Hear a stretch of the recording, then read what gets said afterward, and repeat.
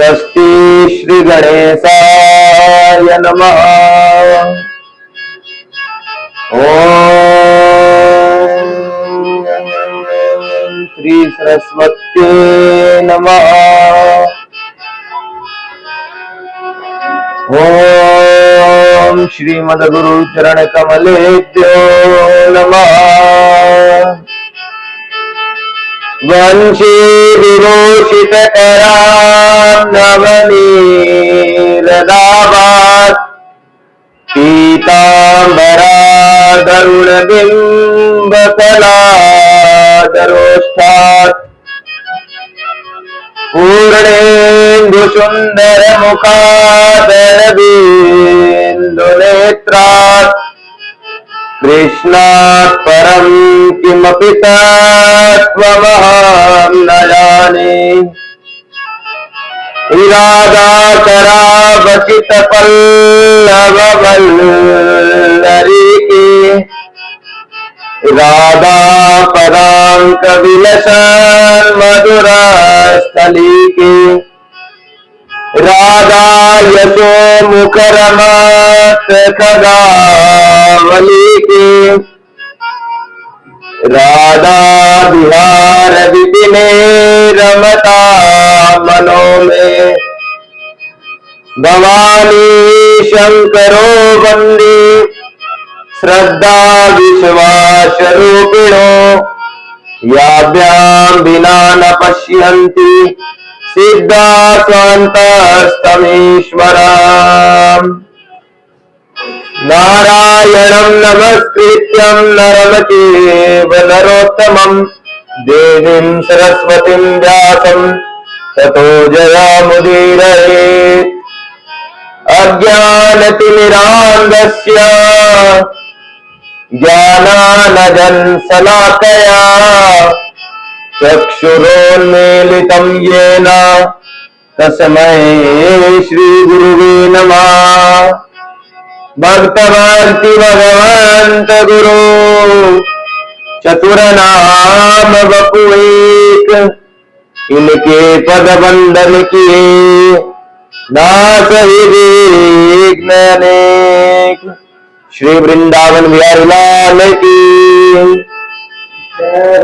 श्री राधा वल्लभ लाल की, श्रीमद् भागवत महापुराण की, श्री व्यास जी महाराज की, श्री सुखदेव जी महाराज की, श्री परीक्षित जी महाराज की, शव संतन की, शव भगतन की, शव विप्रन की, हनुमान जी महाराज की।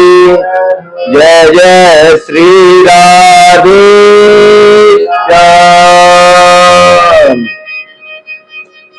तो आइए हम आप सभी लोग यहाँ पर श्रीमद् भागवत कथा सुनने के लिए सम्मिलित हुए हैं। तो हम श्रीमद् भागवत कथा में प्रवेश करने से पहले अपने मन, वाणी और अंतःकरण को निर्मल करने के लिए भगवान नाम संकीर्तन का आश्रय लेते हैं। क्योंकि ऐसे घोर कलिकाल में, कलयुग में यदि मन को शुद्ध करना है तो भगवान नाम संकीर्तन के अलावा और कोई उत्तम साधन नहीं है। तो हमारे गोस्वामी बाबा ने स्पष्ट रूप से बताया है कि कलयुग केवल नाम आधारा, सुमिर सुमिर नर उतर ही पारा। कि इस घोर कलिकाल में यदि भव सागर को पार करना है तो भगवान नाम संकीर्तन के लिए और कोई उत्तम साधन नहीं है। यदि अपने जीवन को सुदृढ़ बनाना है तो भगवान नाम संकीर्तन के अलावा और कोई उत्तम साधन नहीं है।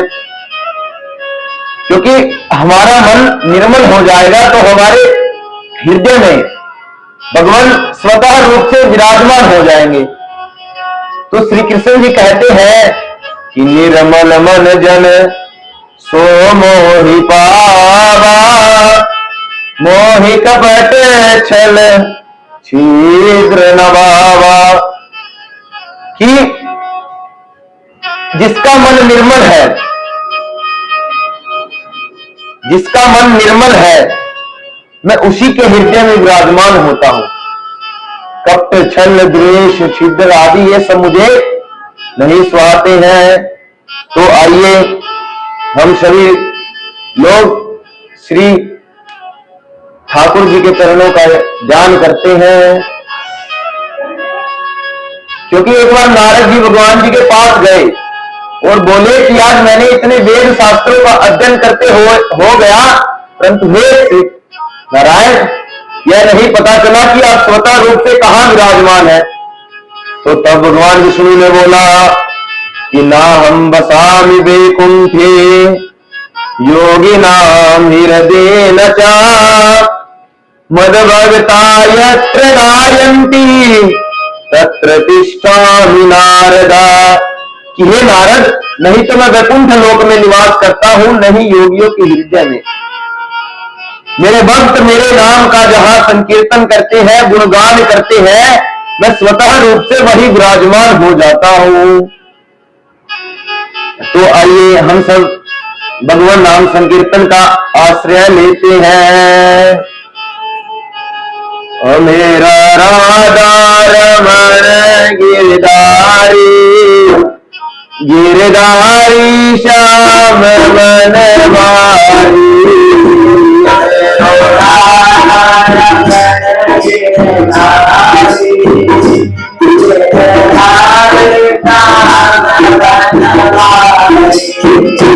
मेरो राधा रमण गिरधारी, गिरधारी श्याम बनवारी। मेरो राधा रमण गिरधारी, गिरधारी श्याम बनवारी। गिरधारी श्याम बनवारी।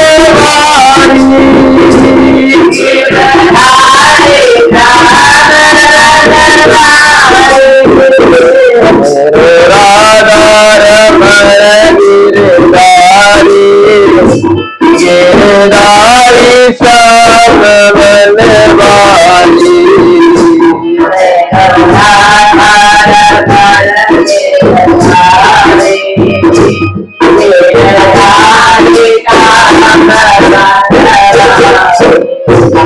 बोलिए श्री वृंदावन बिहारी लाल की। अनंत कोटि ब्रह्मांड नायक सच्चिदानंद विग्रह, भक्त वात्सा कल्पत्रु, भक्त वत्सल शरणागत वत्सल, दीन बंधु दया सिंधु, करुणा निदान श्री राम वृंदावन में, श्री राम वृंदावन के युगल स्वरूप श्यामा श्याम जी की अकारण हेतु की करुणा कृपा से आज हम लोग श्री राम वृंदावन में बैठकर गुरुजन के सानिध्य में बैठकर श्रीमद् भागवत कथा को माध्यम बनाकर हम आप सभी लोग इस देव रूपी अलभ्य मानव जीवन का जो चरम फल है उसे प्राप्त कर रहे हैं।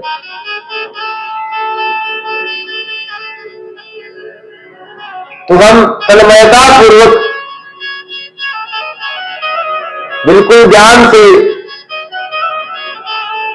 कथा में प्रवेश करने से पूर्व भगवान नाम संकीर्तन का आश्रय लिया। अब तन्मयता पूर्वक कथा की ओर चलते हैं, क्योंकि बिनु सत्संग विवेक न होई, सत्संग विवेक न होई। राम कृपा बिनु सुलभ न सोई। कि बिना सत्संग के विवेक नहीं प्राप्त हो सकता और बिना राम जी की कृपा के सत्संग नहीं प्राप्त हो सकता। तो इसलिए हम सब यहां पर बैठकर जो कथा सुन रहे हैं, जब बिहारी जी ने हमारे ऊपर इतनी बड़ी अकारण करुणा कृपा की है तो हमें उसका पूरा पूरा लाभ उठाना चाहिए। देखिए, एक बात समझ लीजिए कि किसी स्थान पर भगवान की कथा होती है, उस स्थान पर भगवान अपने पार्षदों सहित आकर विराजमान हो जाते हैं, यह बात निश्चित है। तो कथा ईमानदारी से श्रोताओं को सुननी चाहिए और कथा ईमानदारी से वक्ता को कहनी चाहिए,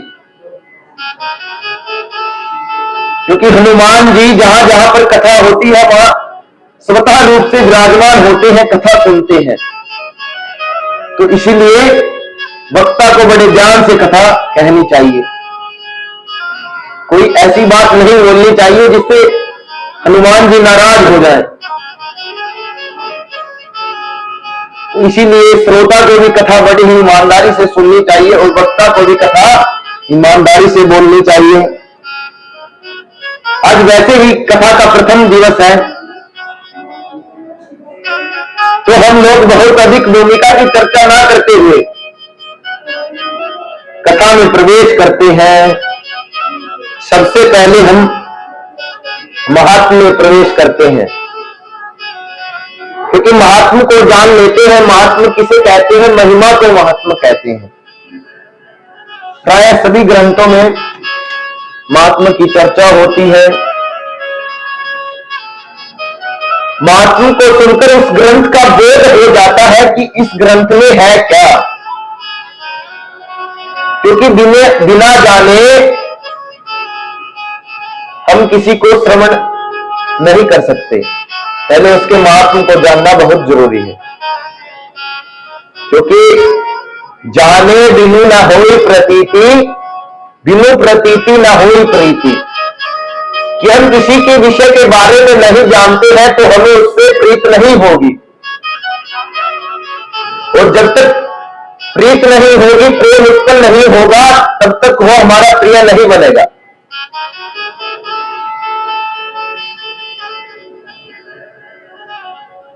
श्री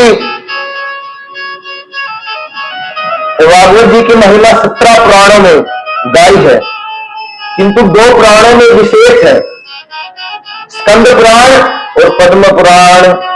तो आइए हम लोग पद्म पुराणात्मक महात्म्य का श्रवण करते हैं।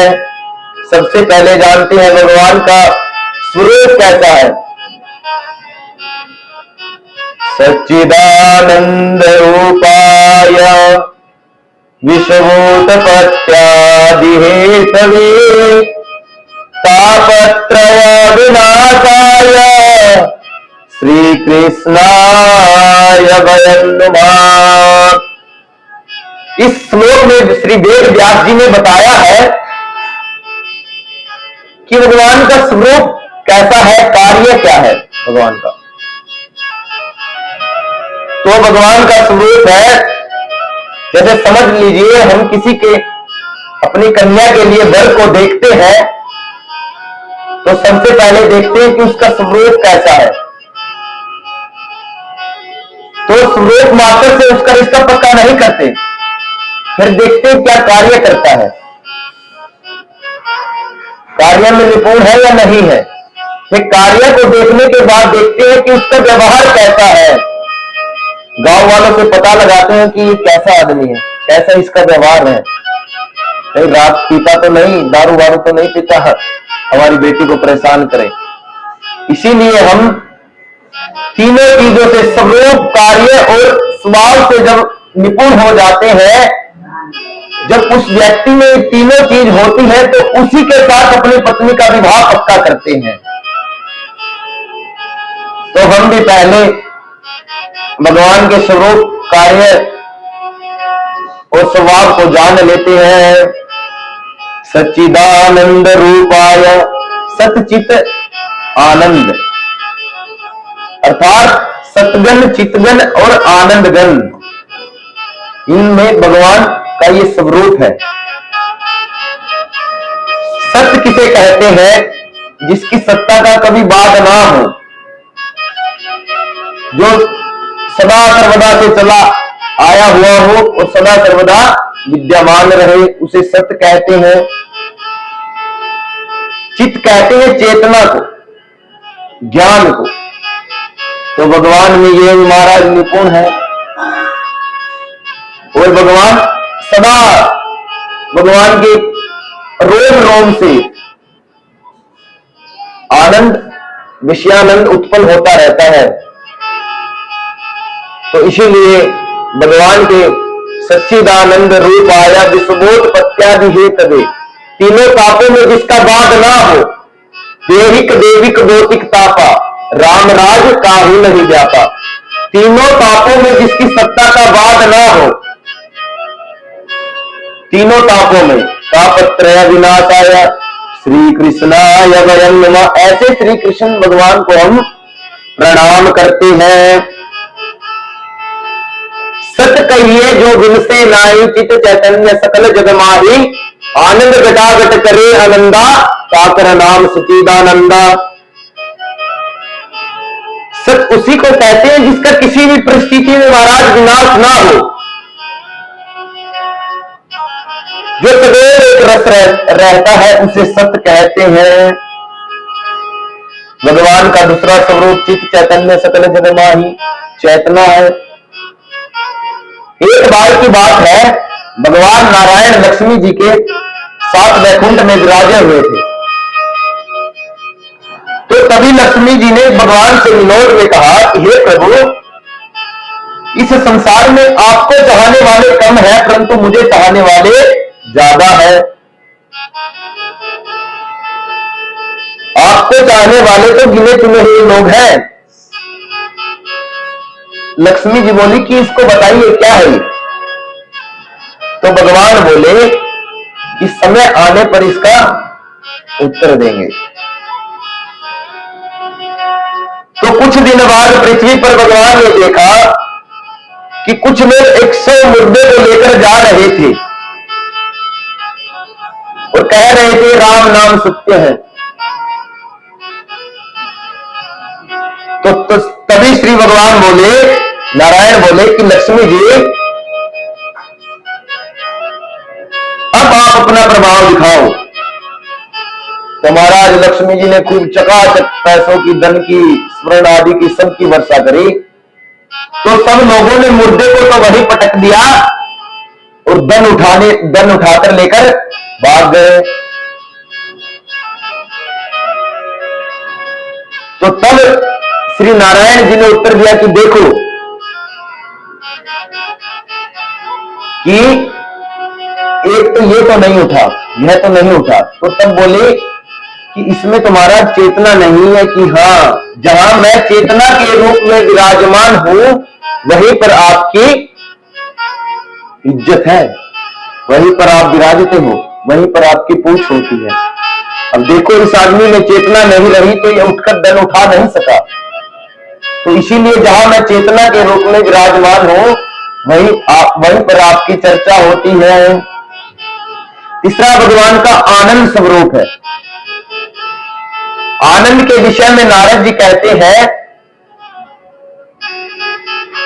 कि आनंद की व्याख्या वाणी से नहीं की जा सकती। आनंद तो अनुभव करने का विषय है कि जिस किसी गूंगे व्यक्ति को गुड़ खिला दो तो वह अनुभव तो कर सकता है परंतु बता नहीं सकता। इसी प्रकार भगवान आनंद सिंधु है। जो आनंद सिंधु सुख राशि, शीकरते त्रैलोक सुपाशी, देहिक देविक भौतिक तापा, राम राज काहू नहीं व्यापा। 3 प्रकार के ताप होते हैं, देहिक ताप, देविक ताप, भौतिक ताप। देहिक ताप वो होता है जो हमें देह से प्राप्त होता हो। शरीर की जितनी भी बीमारियां जैसे बुखार, जुकाम आदि, ये सब हमें देह से प्राप्त होती है। देविक होता है जो देवताओं से प्राप्त हो, अत्याधिक गर्मी, सर्दी आदि। और भौतिक होता है जीवों से कष्ट मिले, जीवों ने काट लिया या कुछ भी कर दिया, भौतिक पाप उसे कहते हैं। किंतु राम जी की शरण में जाते ही तापत्रय विनाशाय, इन तीनों पापों का नाश हो जाता है। श्री कृष्णाय वयं नमः, ऐसे श्री कृष्ण भगवान को हम प्रणाम करते हैं। यम प्रव्रजन्तमनुपेतमपेतकृत्यं द्वैपायनो विरह कातरया जुहाव, पुत्रेति तन्मयतया सर्वो विनेदुः, तं सर्वभूतहृदयं मुनिमानतोऽस्मि। सुखदेव जी महाराज जन्म लेते ही जात कर्म यज्ञोपवीत आदि कराए बिना ही वन की ओर चल दिए। पिता श्री व्यास जी व्याकुल होकर पुत्र के पीछे पीछे जा रहे हैं। सुखदेव कहां जा रहे हो, सुखदेव कहां जा रहे हो।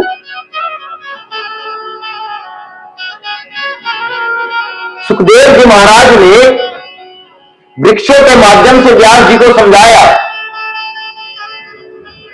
कि हे व्यास जी, हम जड़ वृक्ष हैं, हमारे पुत्र पत्ते आदि फल आदि ये सब है, परंतु हम इनसे मोह नहीं करते। कोई भी आता है तो तोड़ कर ले जाता है, फल को भी तोड़ कर ले जाता है, बारिश वर्षा हवा आदि आती है तो हमारे पत्ते टूट जाते हैं, परंतु हम इनसे मोह नहीं करते। ये श्री सुखदेव जी ने वृक्षों के माध्यम से व्यास जी को समझाया। तो उत्तर दिया तो व्यास जी महाराज को बोध हो गया कोई अपना नहीं है, तो वापस लौट गए। बोलिए श्री सुखदेव जी महाराज की। तो आइए हम लोग पावन नैमिषारण्य तीर्थ की ओर चलते हैं। नेमिषेषु तमासीन वदेवाद्य महामती तथा मृतरसस्वाद कुशला शोनको ब्रवीत। कि नैमिषारण्य तीर्थ की बहुत महिमा है महाराज। जो भी कथा शुरू होती है वो नैमिषारण्य तीर्थ से ही शुरू होती है, चाहे सत्यनारायण व्रत कथा ही क्यों ना हो। सुन, मुझे फ्लाइट टिकट बुक करना सीख। एक बार सोनक आदि 88,000 ऋषियों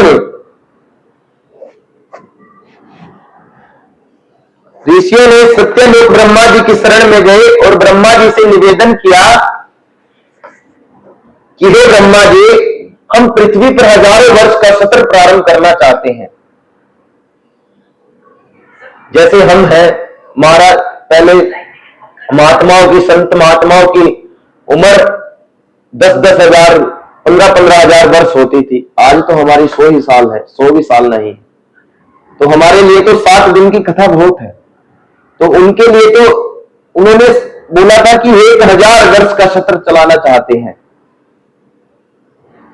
जब हम 7 दिन की कथा करते हैं तो पूरा व्यवस्था करते हैं कि इतनी 1 महीने पहले व्यवस्था करने लग जाते हैं कि कौन सा स्थान उचित है, किस स्थान को चुने।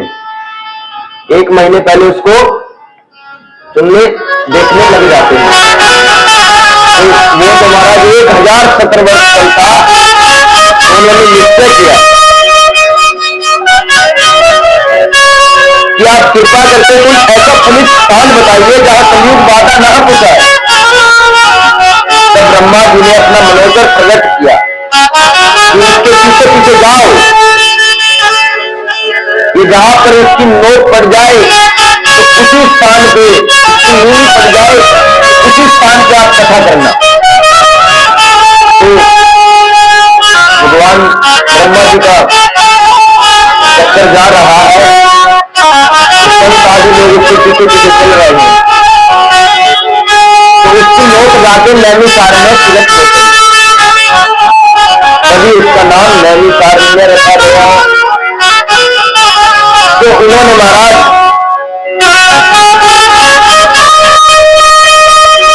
नैमिषारण्य जी महाराज ज्ञान आसन पर विराजमान थे और 88,000 ऋषिगण श्रोतापुरी में विराजमान हुए।